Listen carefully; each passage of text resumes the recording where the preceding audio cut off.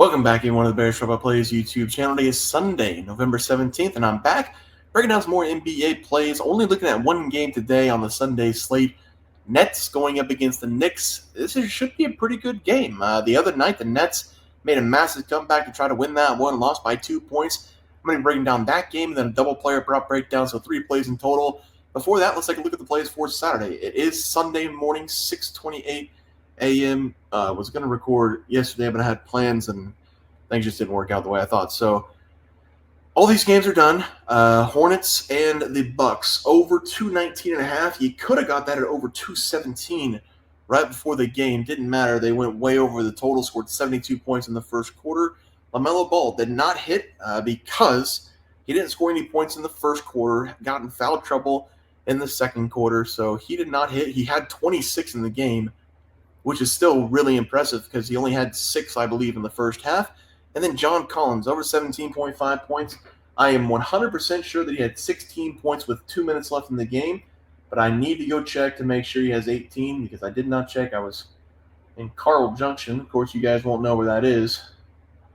And the Wi-Fi service was pretty spotty. Also, it was in Missouri, so couldn't bet anything at the time. Just had those games in. The Kings did win 121-117. I want to say he did not score over 18 because I'm pretty sure his free throws put him to 115. And he did not. 16 points scored, 6 of 11 shooting. Didn't take a lot of shots in this game, which is kind of weird, but is what it is. Kyle Filipowski was out there.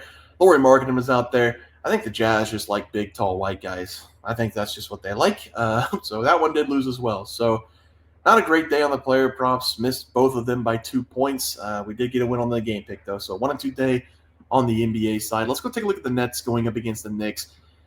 I think this is going to be a good game for the most part, depending on if some players play. But we're going to look at it really quick. The Knicks, they played that fourth quarter like they were playing Pee-wee basketball. They were up by 20 points going in, lost that quarter by 18 points. The Nets only lost the game by 2 points at the beginning of the season. Very first game of the year. I came on here, I said the Brooklyn Nets can be a very frisky team this season. They've got some people on their team that can put up points in a hurry, and that's exactly what happened in the fourth quarter. Cam Thomas, he came alive, scored 43 points in the game, but they did fall. Whenever you take a look at the Nets in that lineup, they can be competitive this season. Cam Johnson, Cam Thomas, Dennis Schroeder, Dorian Finney-Smith, Ben Simmons, usually on the starting 5 there. I know that they've got some big-name players from a couple years ago like Ben Simmons, but Ben Simmons is playing all right. They don't have, like, the superstar talent, but they have 5 guys who can get the job done. Cam Johnson, sharpshooter on the outside.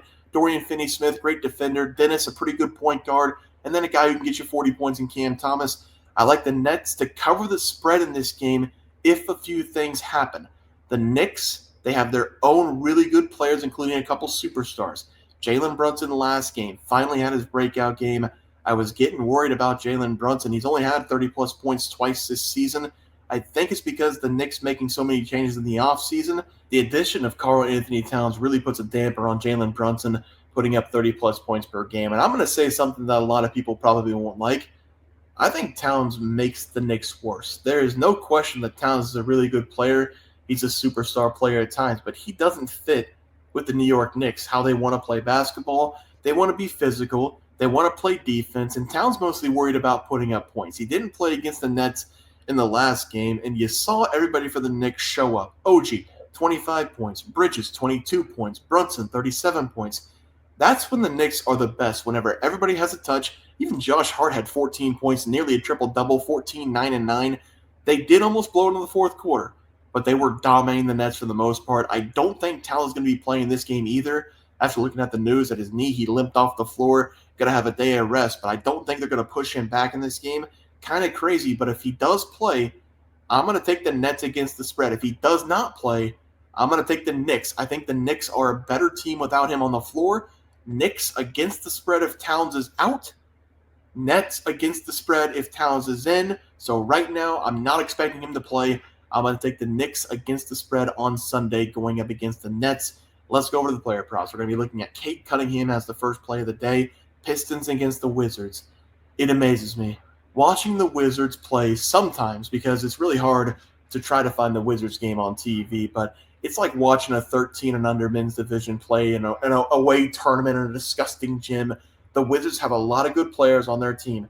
They have a lot of selfish players on their team, mainly the two guys who shoot the ball the most, who wouldn't be starting most likely for the majority of the NBA teams out here. But whenever I look out there and I watch them play, I've only seen them play a couple times because, again, hard to watch them on TV. But whenever you're looking at them, you see high school or less level defense. It's like watching the clip of LaMelo Ball back on his high school team, cherry picking. That's basically the defense that the Wizards run every day. It looks like they have 4 guys out there instead of 5. They don't have a defense. They're barely good enough to put up 110 points per game.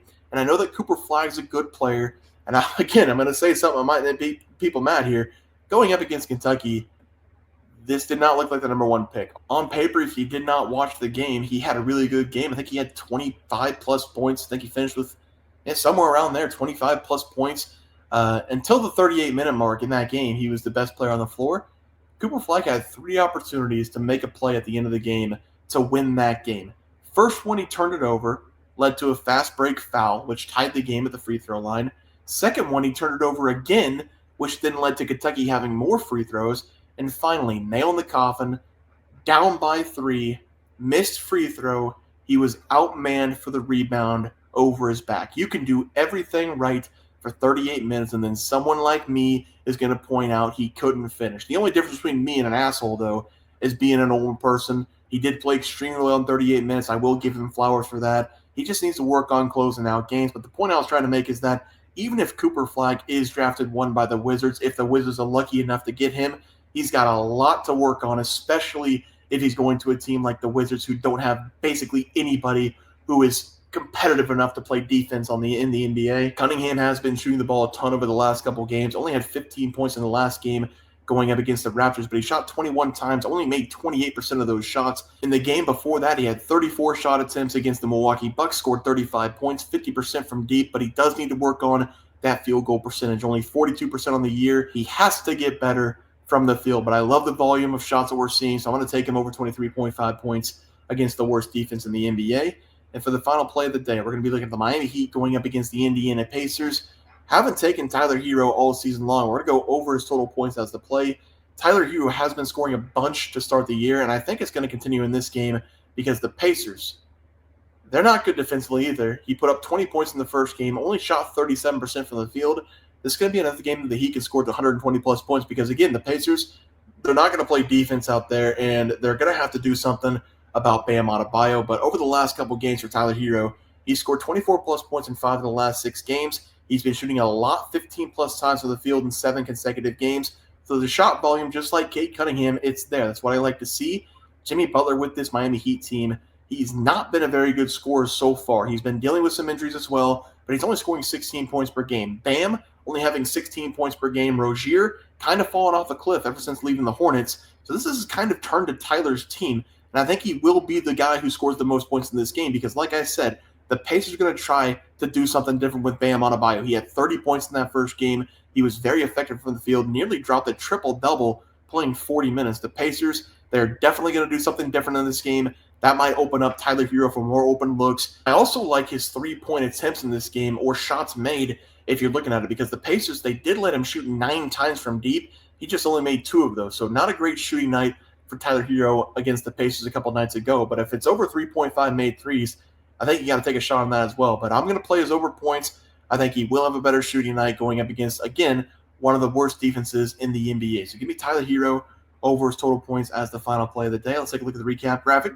We're going to go with the Knicks against the spread. Again, if Karl Anthony Towns is out, Knicks against the spread. If Karl Anthony Towns is in, Nets against the spread. Cade Cunningham over 23.5 points. Tyler Hero over 23.5 points going up against the Pacers as the final play. Guys, it's going to do it for the NBA plays and props for Sunday, November 17th slated games. If you guys enjoyed the content, please sure to drop a like on this video and subscribe to the channel below. See you guys next video, and thanks for watching.